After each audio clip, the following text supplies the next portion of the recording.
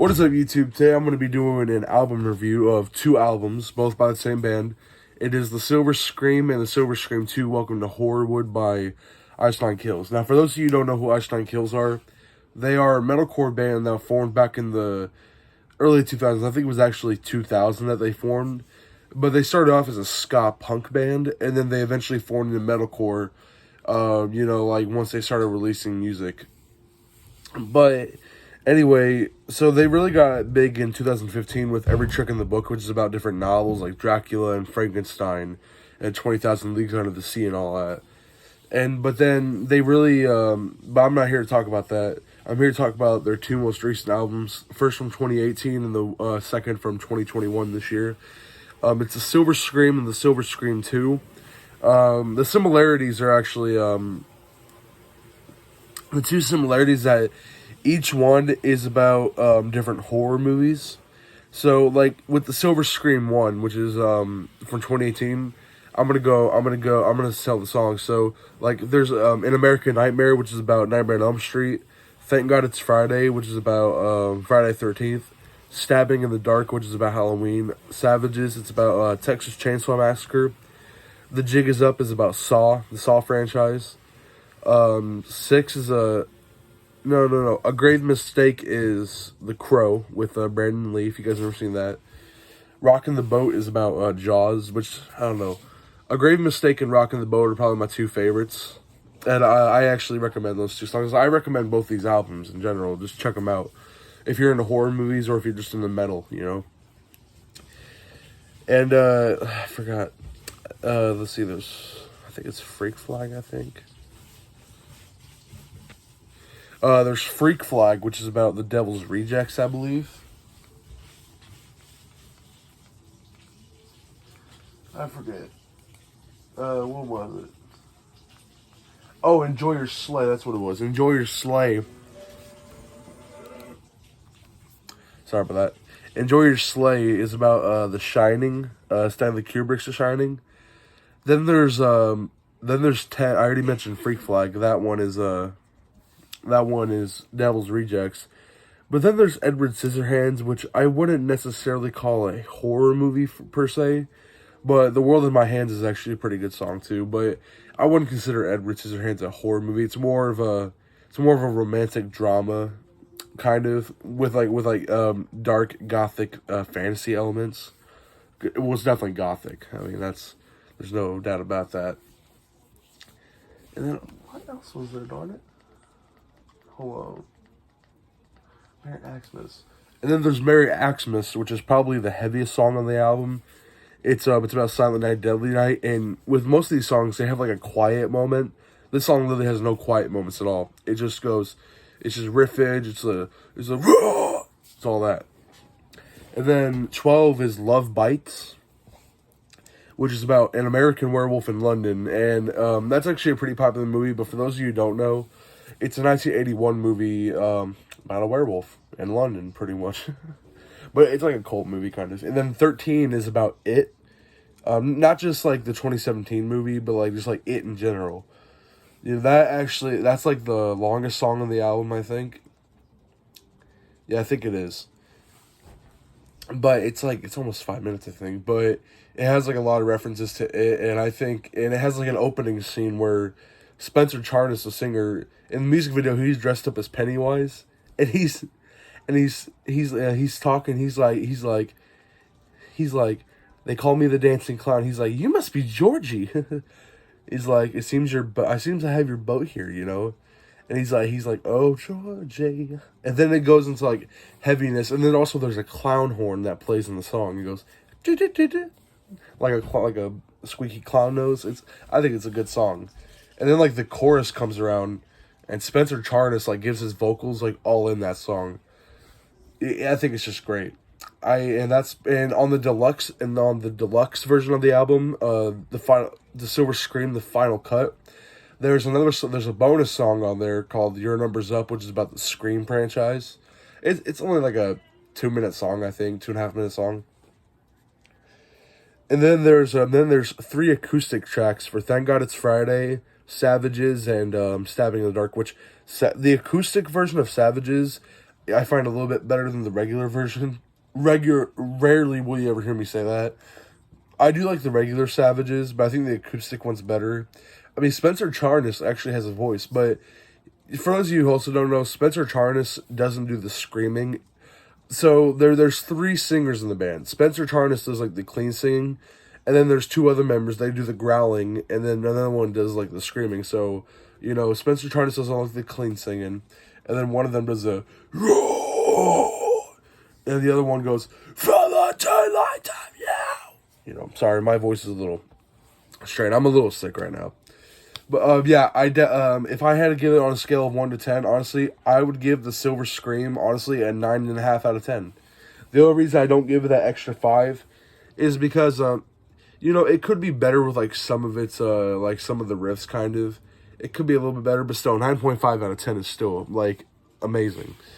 And now I'm going to go on to the Silver Scream 2. The Silver Scream 2, Welcome to Horrorwood, is the same way, but it's a different horror movie, so... But in this one, it has 2 tracks, extra ones. First one's called the Opening Night, which is like a 38-second track, and it's not like musical or anything. It's like an announcement, like a movie theater almost. And then the second track is Welcome to Horrorwood, which is about 4 minutes, and it's pretty much just welcoming us to Horrorwood, pretty much.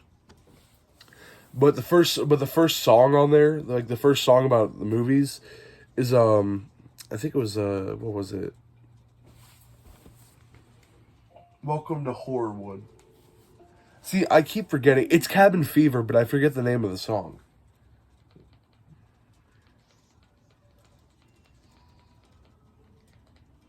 What was it called? A Rash Decision, yeah. It's called A Rash Decision, and it's about cabin fever.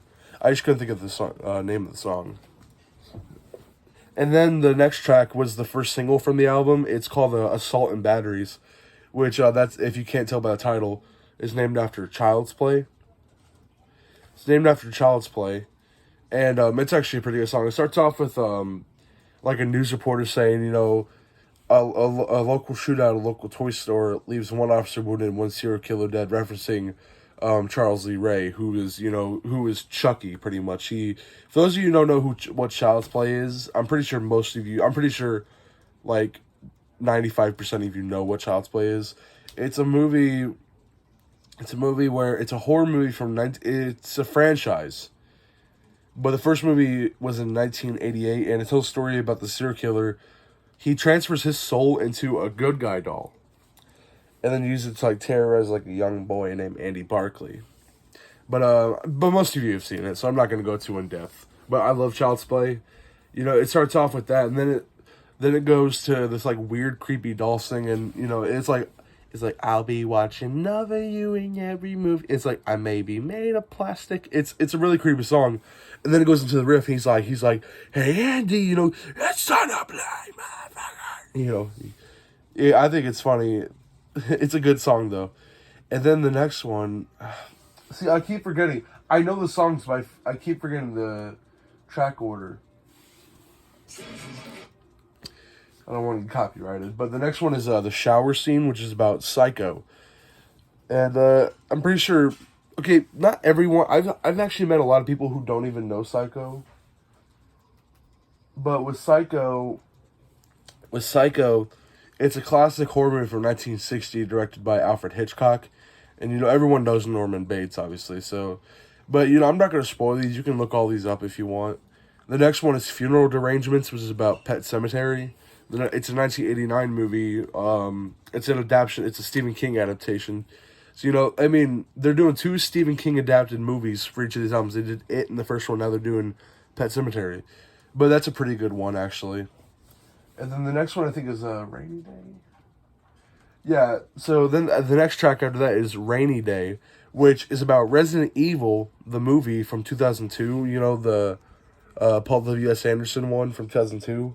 Which is based off video games. Really, this is the only time they do a video game adapted horror movie. But it's actually a pretty good song. It starts off with like a techno intro, and then it gets like really fast. And the music video actually features like Spencer Charnas as like a form of Chris Redfield. He's got like the vest, he's got like the gun and all that, and he's like searching around with like someone who's trying to be like Jill. I'm a huge Resident Evil fan, so I know this stuff. The next song, I forgot what it was. Yeah, Hip to Be Scared, which is a play on of Hip to Be Square by Huey Lewis.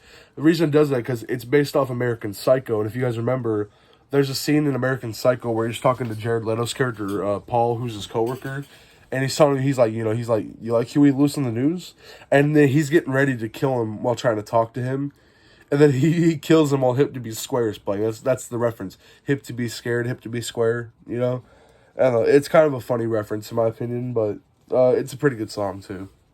It actually features Jacoby Shaddix from Papa Roach, I believe. And the next one is my favorite on the album, Take Your Pick, which is probably the heaviest song that Ice Nine Kills has ever done. It features George Fisher, aka Corpse Grinder from Cannibal Corpse. And man, whenever he comes in, it gets nasty, it gets ugly. Like that breakdown they have, and then he comes in, he goes, "Grr!" Like his oh man, it's ugly, it's nasty, it's growly, it's disgusting, and I love it. It's only it's less than 3.5 minutes, but it's about My Bloody Valentine, which is a 1981 slasher movie about this killer. He was a mine worker, and he goes out and he kills teenagers pretty much. It sounds like a stereotypical slasher, but it's actually a pretty good movie. It's a cult movie is what it is. The next one is The Box, which if you don't know, is about Hellraiser. I'm pretty sure a lot of you know what Hellraiser is too, like especially Pinhead. But Hellraiser is a 1980. For those of you who don't know, because I've actually met a ton of people who've never even seen Hellraiser, or like only know who Pinhead is and don't know anything else about Hellraiser. But anyway, so Hellraiser is a 1987 movie about this young girl, this young woman. Her name is Christy. So her uncle Frank, found the lament configuration, which is the puzzle box, the puzzle box, and if you solve it and open it, then you open a gateway to this like hellish dimension, and out come the Cenobites, who are the demons of pain and pleasure. And if you ever look at their outfits, they're rocking the BDSM gear, all the sex gear and all that, like a lot of leather and all that. And so what they do is they bring pain with pleasure. So people open the box so they can get pleasure out of being in pain, like being cut with hooks and all that. So pretty much it's almost like a fetish almost. But very weird movie, but check out Hellraiser. It's free on Tubi, I think, and Tubi's free in general. So definitely check it out. The next one is FLY or Fly, and it's based off It's based off both the 1958 movie and the 1986 remake of The Fly, which is a horror. Which in the 1958 version, it's a scientist who tries to do an experiment, and a fly gets into his machine, and he turns into a human fly. It's a cheesy movie, but in the 1986 remake, Jeff Goldblum plays the character, and it was actually the first horror movie to win the Academy Award for Best Makeup. And it has a 92 on Rotten Tomatoes, and I think it's just a great movie in general. But it won for Best Makeup, which, for those of you who don't know, literally the least nominated genre in the Academy Awards is horror. Literally, only 18 movies in horror have won at least one Oscar. Those being The Exorcist, Jaws, Get Out, The Fly. I forget which else others won. There's quite a bit of others that won, like Rosemary's Baby. And then, but yeah, it's a really good song. It's, I forgot who's in it. I think it's I don't know, I forget. And then there's Worst Vacation, which is about Hostel, which I can't give my opinion, because I've only watched Hostel once or twice before, and I don't really remember it, so I can't give my opinion on the movie, but the song is actually pretty good. But, I can't really talk about the movie much. And the next one is Ex Mortis, which is about The Evil Dead. Now, The Evil Dead is one of my top 10 favorite horror movies of all time. The original Evil Dead. I know it's a cheap movie. It was made for only like $300,000. But it is such a classic and has such a good plot that it easily makes my top 10. And, Stephen King says it's in his top 5, which is, like, really surprising, Because usually he's not a fan of, like, cheesy, cheap budget movies, but he said that it was great. And, I respect that. But for those of you who don't know what Evil Dead is, most of you have seen Evil Dead, the original, or at least, like, Evil Dead 2 or Army of Darkness. But it's a movie about these, I think it was, like, 4 or 5, these, like, 5 college students. They go to this cabin in, like, this, like, woodsy area. And, they're exploring and they're having a good time, but they go into the basement and they discover this book that it's stitched in human skin and it's inked in human blood. And it's called the Necronomicon. Yeah, it's called the Necronomicon, and it's a book of the dead. It was created by the underworld, like demons from the underworld. And pretty much if you open the book and read from it aloud, then like it summons these like demons called the Deadites, who don't have a natural form. So what they do is that they possess people. So it's really these demonic forms that possess people, and it ends up possessing all of the kids, all of the people except for Ash Williams, who everyone knows Ash Williams. He's got his boomstick, he's got his chainsaw arm and all that, his chainsaw hand. Everyone knows Ash Williams. But it's a really good movie. I would check it out if I were you, 100%. And then the last song on the album, it is 5.5 minutes long. It is Farewell to Flesh, which is about Candyman, the Candyman franchise. Now, for those of you who've never seen the original Candyman, I'm not going to talk about the sequels because the 2 sequels are trash, like trash. But the original Candyman is about this college student named Helen Lyle, and she's exploring. She's a college student, and she's trying to get her degree in journalism. And eventually, she's trying to like discover like murders of this woman named Ruthie Jean, and she ends up like summoning Candyman because she hears about the urban legend and she says it in the mirror. But then later on, she gets harassed by like Candyman, who's played by Tony Todd, might I add. Great actor. Greatest Candyman. But see, with Candyman, it's a supernatural slasher film, but it's not like it's nowhere near like a slasher film like Nightmare on Elm Street, Friday the 13th, Texas Chainsaw, My Bloody Valentine, Halloween, all that, Scream.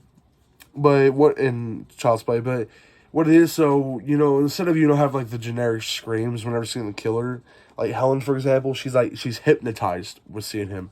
And in some weird way, the movie is darkly romantic. Because, like, eventually, like, there's, like, a scene where, like, they're kind of, like, falling in love with each other. But they kind of had to cut it out because interracial romance at the time, even in 1992, was still shunned upon. But nowadays, it's accepted. I find nothing wrong with interracial romance. I think that no matter, like, what your skin color is, you should be able to love whoever you want, no matter what their skin color is. And, that's another thing. The movie is very, like, I don't know how to say it. It's very, like, visual.